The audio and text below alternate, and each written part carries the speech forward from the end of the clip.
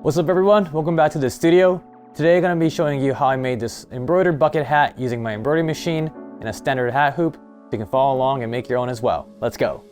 First I want to do a little rundown on this machine. So this is the Marquee 2001.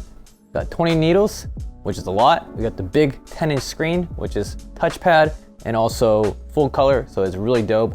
And this machine was sponsored by Ricoma, so I just wanted to put that out there before I start the video, just so you're aware. Whenever I talk about it, it is all my own opinions, but the machine was provided. So take it as you will, but all the opinions that I form around this machine is my own. They don't tell me what to say, they don't tell me what to do. I just make whatever videos that I feel like, and they've been supportive. So it's been a really good partnership, and I hope you all can see that the machine is fucking dope. It makes good stuff. But obviously do your own research if you're in the market for any machines, because there's a lot of brands out there, and whether I say Ricoma is good because I like it, I've never tested another brand before, so I can't really speak on behalf of anyone else. But yeah, I just want to put that out there so that whenever I talk about this, we are all on the same page. So let's get to the hooping station so I can put the hat on the hoop and you can see how it gets loaded on the machine. We got our bucket hat here. This is from Big Accessories, ordered from Embroider. It's actually one of the few things that I don't get from SNS Activewear because for whatever reason they don't carry this, but I do like this bucket hat. 100% cotton, really lightweight, but it feels nice and customers like this one. You can also get this from Printful. Whenever you do their POD orders, you get this hat, so maybe that's why I gravitated towards this, but I do really like this blank. It's really solid. And for the stabilizer, I'll be using the EZ Cap Supreme 3.0. I bought these strips from Madeira, and I'm gonna be folding it in half so that we get enough support, since this is a really light piece of fabric and we need to make sure that everything is nice and stable when it's getting embroidered.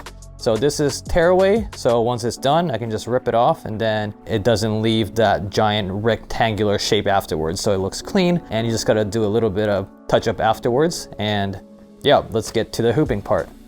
For hooping, we're gonna be using the G1 since I only have the G1, but we're gonna put the stabilizer right here. This artwork is 4 inches wide, so we're gonna be using a pretty big portion of it, so I wanna make sure that I'm not short on anywhere. And then I loosened this clip with the screws because I couldn't get the stabilizer and the sweatband through before I did that. So as long as it's not too loose, it should be fine, because sometimes the screws fly off as well. So we're gonna have it right here, and then make sure it's even on both sides. And what I like to do with the front is I leave it like a normal hat. So I keep a little bit of the bill here. I don't know if it's called a bill for the bucket hat, but we're gonna do this. Make sure that the sides are nice and even. I gotta get in front of the camera for that. And then we're gonna just bring over the strap. Make sure it's on that front seam, and then lock this in place. And I like to make sure that everything is straight before I fasten it. So it looks a little crooked, so I'm gonna fix it up there, because hooping is the most important part of this step. So make sure you hold it tight, and then we're gonna tighten this. Wow, that was really tight. But anyway, this is going nowhere. So the hooping is done. Launch it off. And then I put this tape here so I know where the center is. I measured this before I put it on camera, but the way to do it is just fold it in half and then find the center. Or you can wear the hat and put a tape on like how I do. And once we get to the machine, I'll be using the clips to fasten this backwards, just to make sure that we have a nice and solid surface for the front. So let's load this up to the machine real quick and get to the next part.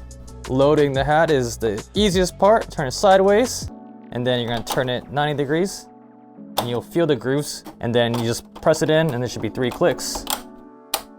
And then we are locked in, and then now we have this here. We're gonna grab the clips that we talked about, and we're gonna pull this back. Because can you see this right here? You can tell that it's kind of loose here, right? So if we pull it back, we get a nice and solid surface. So we want to make sure that this surface is completely tight and good to go. But we also don't want to overstretch it, because when you overstretch it, you get puckering. Puckering is when the embroidery starts pulling on the surface when it contracts back to its original shape. And you can't fix that after the fact, because that means that your fabric was stretched out too much when you embroidered it. So it's a fine balance of making it too tight and too loose. But for materials like this, I find it, you don't have to like pull it so hard, that you're gonna rip it, but just pull it hard enough that you see the surface wrinkles go away. And that's a good way to see, is like there shouldn't be any folds or wrinkles, and then you should be good to go with the embroidery. For the design, I'll be using in the beginning there was house bucket hat logo, so I already have it loaded up here, 4 inches by 1.02. There it is. It's right there. We get the status update, so we got 6,442 stitches, 0% since we haven't started yet. And then the color stop, which is on black, well, we gotta change that to white since we're doing it on a black bucket hat. So let's go to select color. And these colors don't necessarily correlate to what color the threads are, because when it's white, you can't see it on the screen. So that's why I have the white set as like this kind of off pink looking color. So we're gonna pick that, save, and then now the machine updates. So we're gonna go with the right thread, which is here, number 2. You can see that it's white. And then next step is we're gonna do the trace to make sure that everything is good.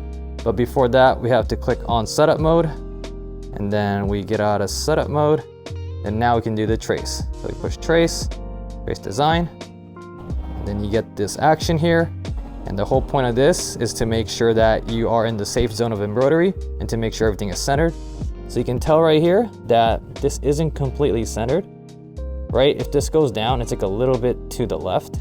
So what I would do is I would go here, click on this. When this is on double, you're gonna move the machine a lot more, versus this is like the fine tuning. The single, if we push left to right, you're gonna see that the artwork will start moving to the left and the right. So we're gonna set that to 1, and then we're gonna center it over here. So you can see from the side. Oh, I actually fixed it just now. Excellent. All right, so yeah, we're just gonna trace it one more time, and then when you trace, you wanna bring this down so you can actually see the full path of the embroidery. I'm gonna push trace real quick over here, trace design, and then we're gonna make sure that we're centered and we're in a good spot. So this actually looks perfect to me. So let's just let this rip. And obviously before you start, make sure you take this off so you don't embroider that tape. I'm gonna leave it at around 650 stitches per minute. Since it is a bucket hat, it doesn't have to be so slow, but you know, it's better to be safe than sorry. So we're gonna let this rip, and then I'll catch you all when it's done.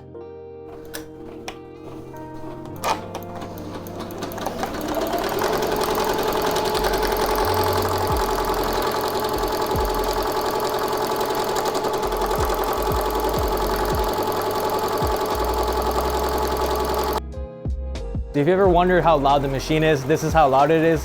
I don't know if you can hear like the exact sound because this mic might be compressing the sound a little bit, but it's really not that bad. Like obviously if you're standing by it, it is gonna distract you. Like I put on noise canceling headphones when I work and if the machine is running, but you can't hear it in another room and you also can't hear it in the hallway. So if you're in an apartment like me, it's definitely something you gotta think about.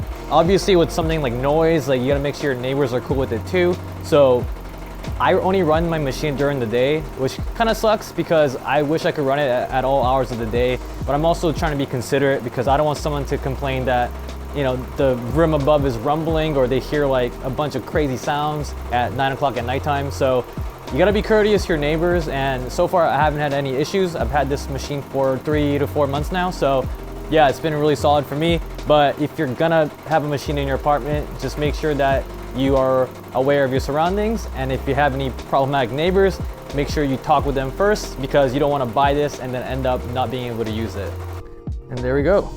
No thread breaks, bobbin was good. That's always a good sign. And then we're just gonna unload it and clean it up. Whenever I do the cleanup, I like to keep some key materials around me. So we got one of these snips, and then we got a lint roller, and also a lighter. The lighter does is you can burn the threads on the opposite side, so anything that sticks out shrivels up and then it looks a lot cleaner. So we're just gonna unhook the clips. Step 1, unhook this next, put it here, and let's look at our work first. So it came out pretty solid. I thought I saw a hoop somewhere, but I don't see it anymore, so maybe it's just the angle. Oh, there it is. So yeah, something like this, you can just cut that off and then burn it. So I think there's another way to do it. Like you can like use a snag nabbit or something like that, but I just cut it And then problem is solved. So now everything looks awesome. I used 40 weight thread for this. I've been using 60 weight thread for the white hat just because the black on the white makes it look like it's a lot thicker. But for the purpose of the white on black, this actually looks okay. So yeah, let's clean up the backside. So you can see here, we got a lot of endpoints because each letter is separated. So that's why it takes a little bit long to get this design done, but it's all good. And we just do the tearaway here. Simple and clean. It's the way to be. And depending on how messy it looks, I might go in and really clean this up. But for the most part, if it looks acceptable, then I just kind of leave it. So I think for now, this is okay. Let's get to the snipping next. So I will just grab the, whatever this is called, this angled snippet. And we're just gonna snip away. Compared to something with a run stitch that never really ends, it's like a lot easier to clean this back end. So that's something to keep in mind, is like when you design, each letter or each shape is like its own island basically. And to get to the next island, you either have to run the stitch to the next part or you tie a knot and then it starts again. Each end stitch adds a certain amount of time. So when you're doing bulk production, you have to really pay attention to how long these things are taking, because what may work as a one-off is not gonna work as a bulk production. So this is why we have this right here. So I can just use this, clean up the threads, make sure it's clean. Now we'll run the lighter on the back side just to make sure those extra threads aren't sticking out. Okay. And then now we flip it and we'll do the B-roll real quick. So overall, I think it looks pretty good. It's nice and centered and there are no complaints. I hope you enjoyed that demo from today. Again, the bucket hat was from Embroider, the big accessories bucket hat. I'm not sure what the model number is off the top of my head, but if you go to Embroider, you should be able to find it on the site.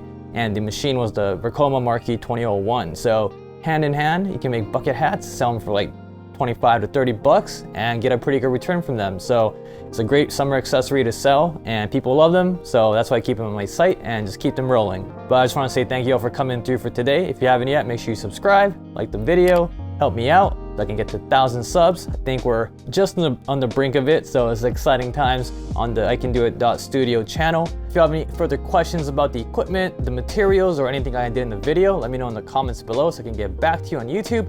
If you want to give me a follow on Instagram, my handle is right here at IKendoit.Studio. You can see what I do day to day, follow along for extra tips and tricks. And overall, I just like to show what I do so that if anyone has questions, hopefully me doing something can answer that for you. But anyway, everyone, thank you all for stopping by today, and I'll catch you all next time.